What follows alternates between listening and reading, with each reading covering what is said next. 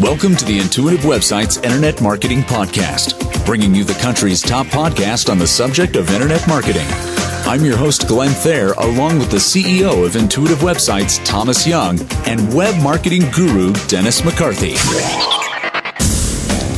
Well, folks, welcome back. Dennis McCarthy's out of town. It's filling in for him as web marketing specialist Ray Cameron. Guys, thanks for being here with us today.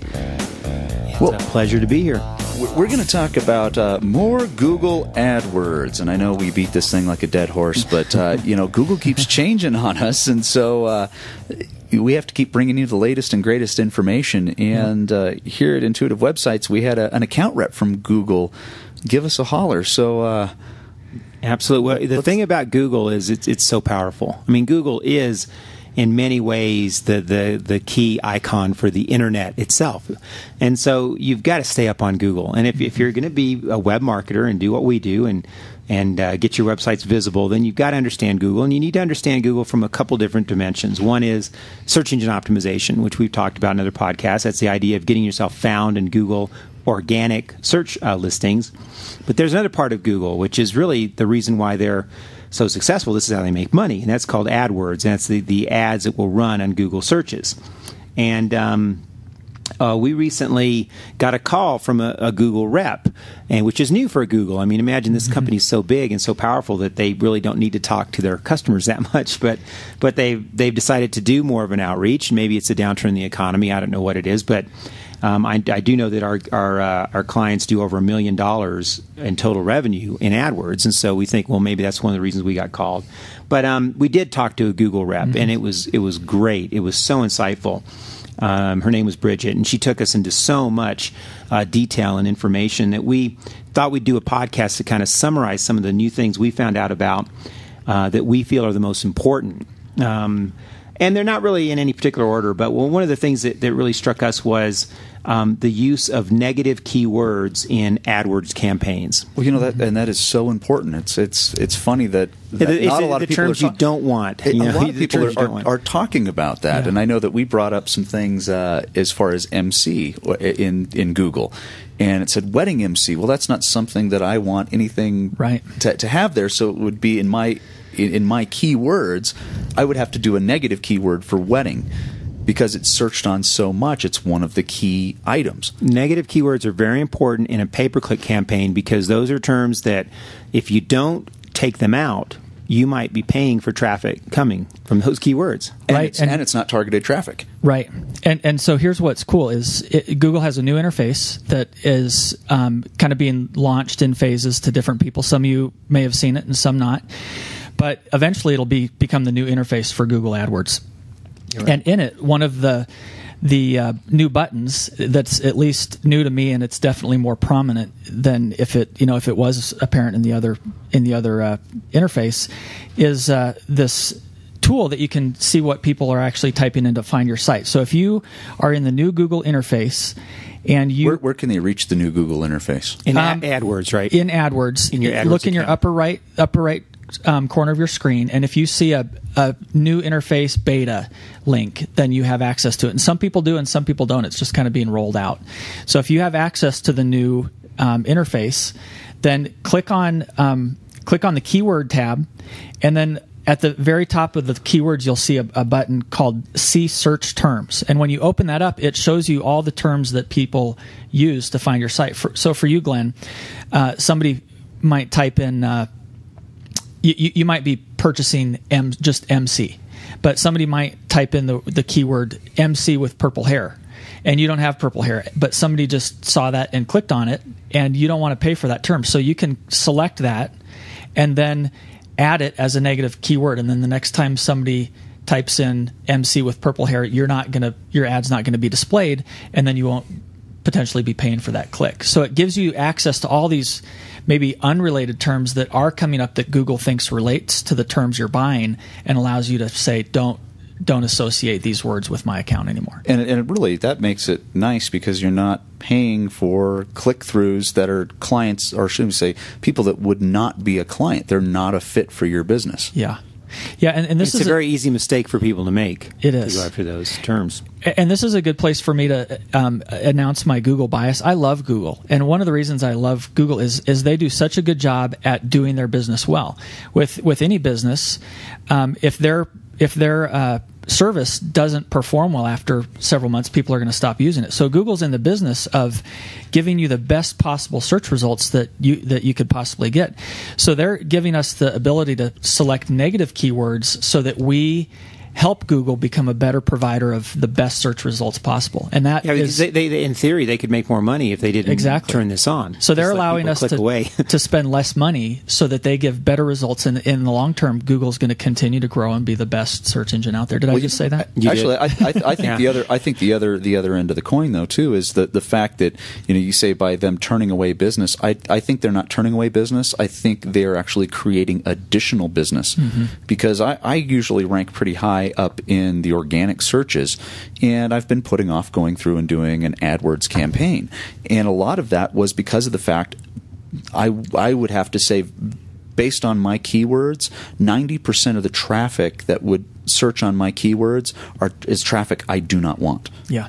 And so I don't want to pay for 90% of the traffic. So with negative keywords, now it's more attractive to me because I can actually dial in exactly what I want. Exactly. Instead of saying, hey, I want these terms. I know it's broad and it's in a broad category, so it's not as niched. However, that being said, I can tell you right now that I don't want all of these searches. And you can get the long-tail searches too. So people that, like we were saying, MC Colorado Springs with a certain hair color, you can get those terms without getting the term wedding in your search. Right. And then there's a new really cool tool, if you will, the Wonder Wheel. And this is something even for folks that don't have a Google account, that if you want to identify words, you may be going, well, I'm not sure. I'm kind of thinking about the keywords thing. Let's see what makes sense.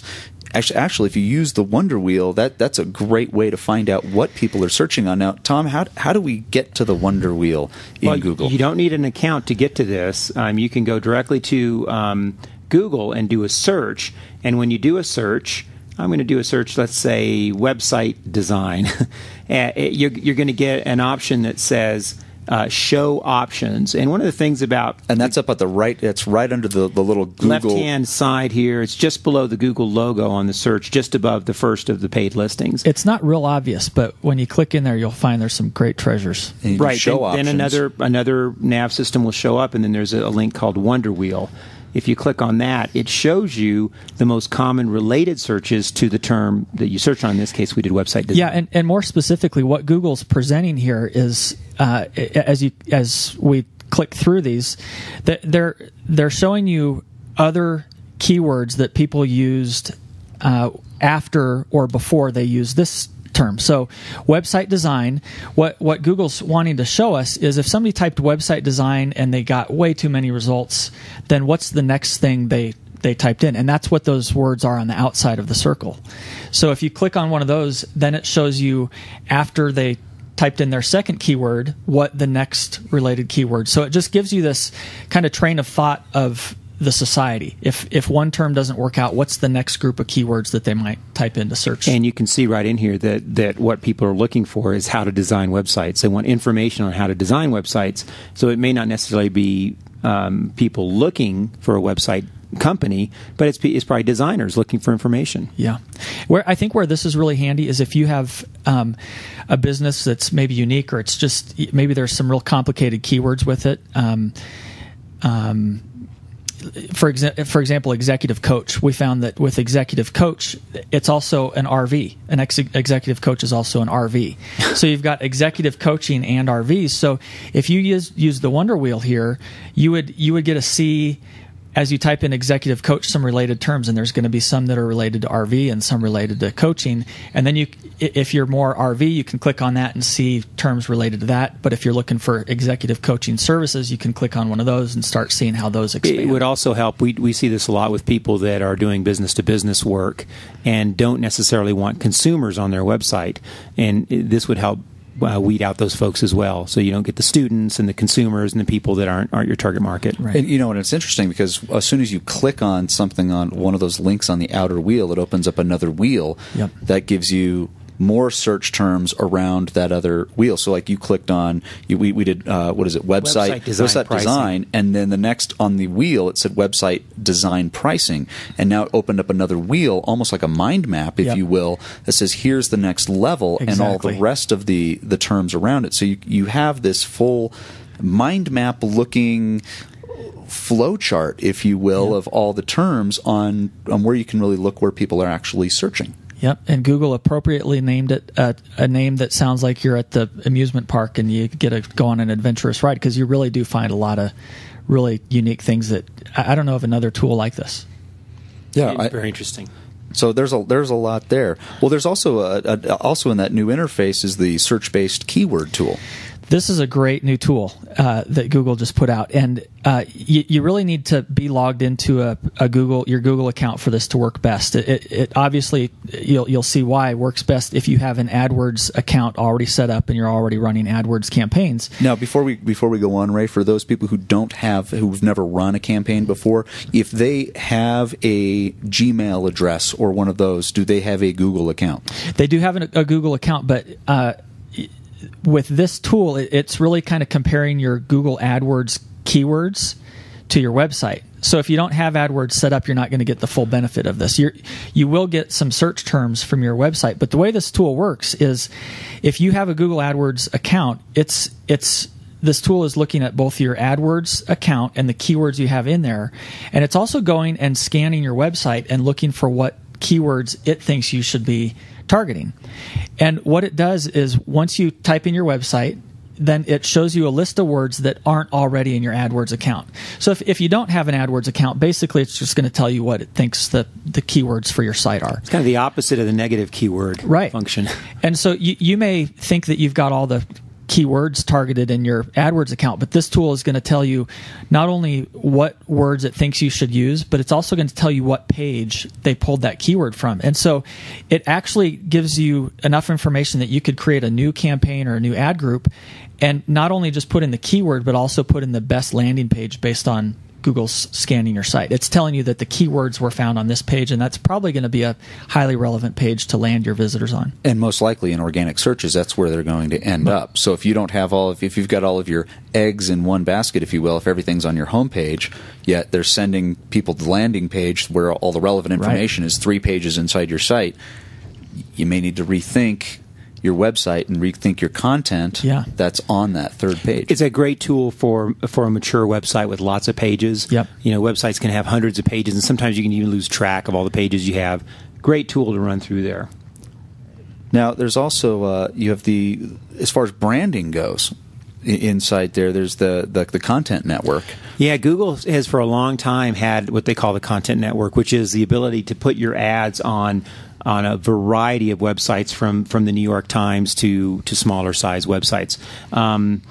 This has not always been a great success for Google because the ads are spread out over such a diverse set of websites that you can't always key in on what the user was doing when they did the search on that website and then saw the ad.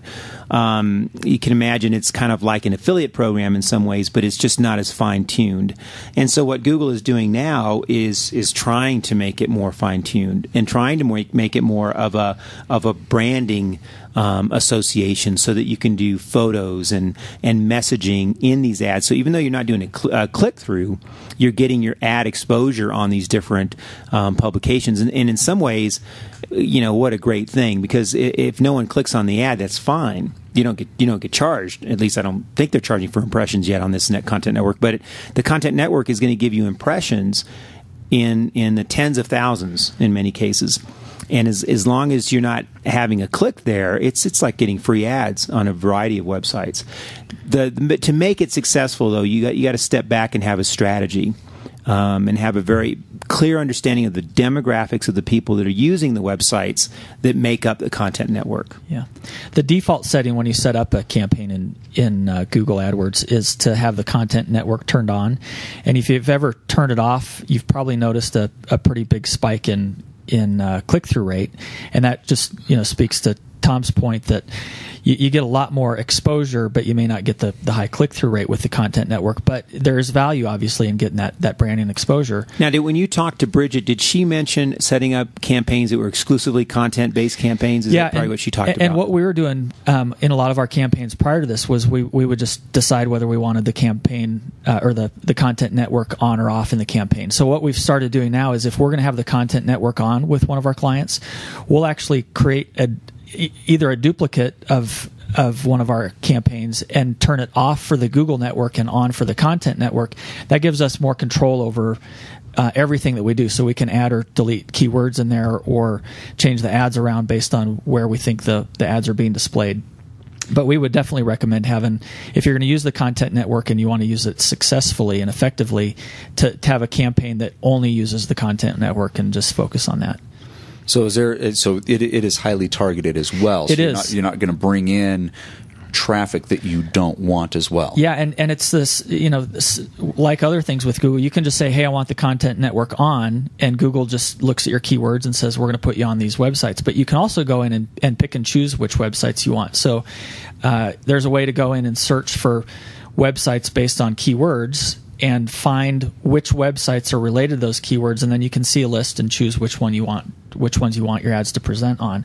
The other thing you can do is if for example, you had a product that your target audience was males from 40 to 55 years old, you could actually use the content network to target just that demographic.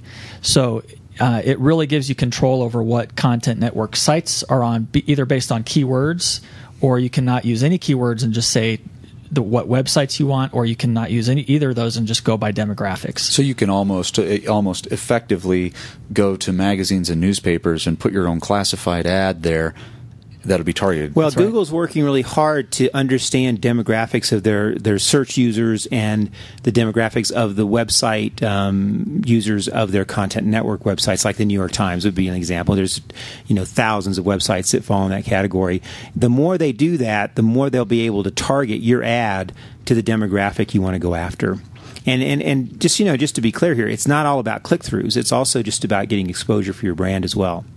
Now, how would what's the best way to identify new trends here using this interface? There's a great tool that actually has been around for a bit, and I actually stopped using it probably 3 or 4 months ago. It's called Insights for Search. And when we were meeting with Bridget, she showed it to us again, and there's definitely been some improvements. So, once again, Google's just updating and developing their own tools. And if you go to the best thing to do would just be do a Google search for Insights for Search, and it'll bring up this tool.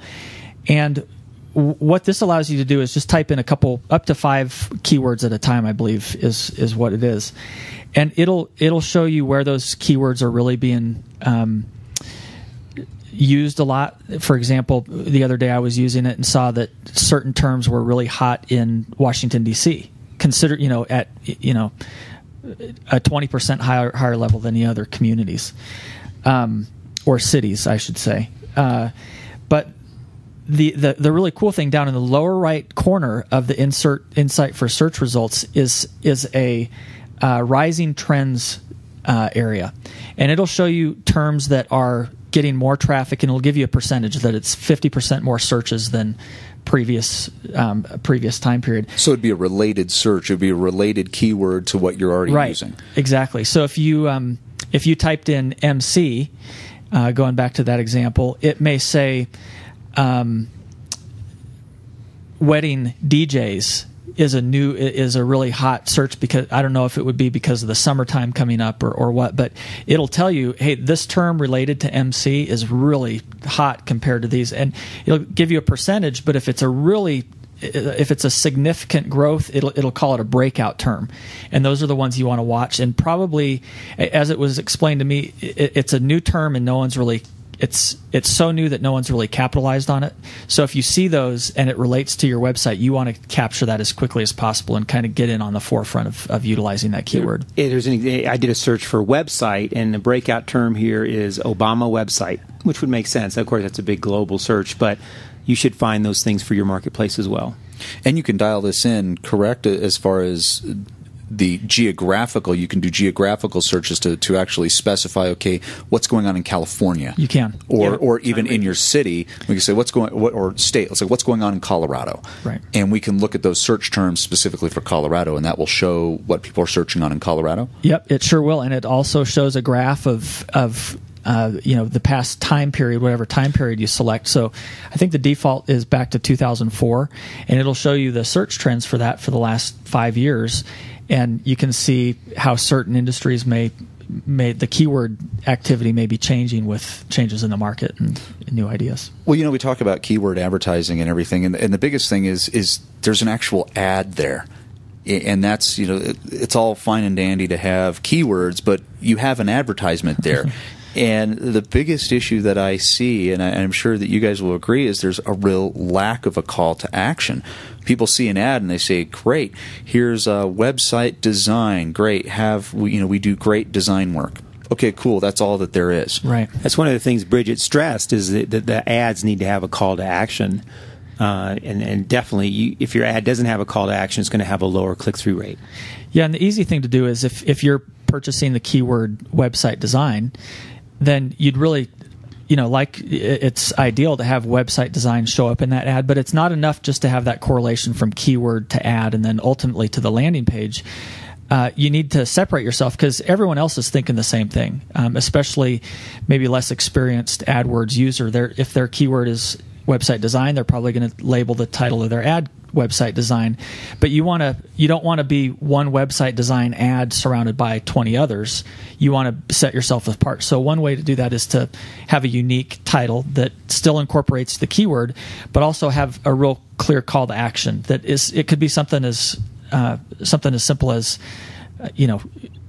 It could be visit our website exactly. for free HTML code for a basic website. Yep. Free consultation or a free review or free audit. And call to actions are critical if you want click-throughs on the ads. Yeah.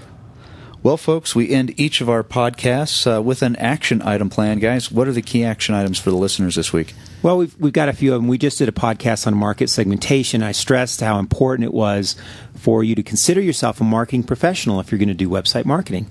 And if you are a marketing professional, you need to understand the fundamentals of marketing. Google does a great job of helping you segment your market and understanding your target market in a lot of detail because there is so much activity on Google and there's so much keyword work being done and searches being done that you can use that data. In fact, what they're doing is opening up their database to you. You can use that data to become a real marketing professional and segment your market. So the challenge for you is to learn Google AdWords inside and out and set up strategic campaigns based on your marketing segmentation. Use the keyword tools available from Google. You might also want to check out wordtracker.com. And by using those keyword tools, segment your target into a group or collection of key phrases that you want to target. And then set up an AdWords account. Go to Google and follow their instructions. It's very inexpensive to do. I think for $50 you can set a very low budget and test something with a minimum of keywords or ads just to get a sense of what this is doing. In fact, we were talking earlier, there may not even be a minimum price on setting up a Google AdWords campaign. You might be able to do it for just $10 or $15. So that would be the action plan, unless you have something to add, anything to add to that. No, and I would say too, keep your eyes out for $20 free from Google AdWords that you could maybe even set up a no risk campaign and get $20 free and they start do send that out coupons occasionally. Yeah. We've seen several of those go out where you get a coupon and you get a bunch of clicks for free. Oh, that's awesome. Yep. Might have to look into that. Yeah, well, definitely. Well, folks, thanks for joining us again. We appreciate it, and we will see you next time.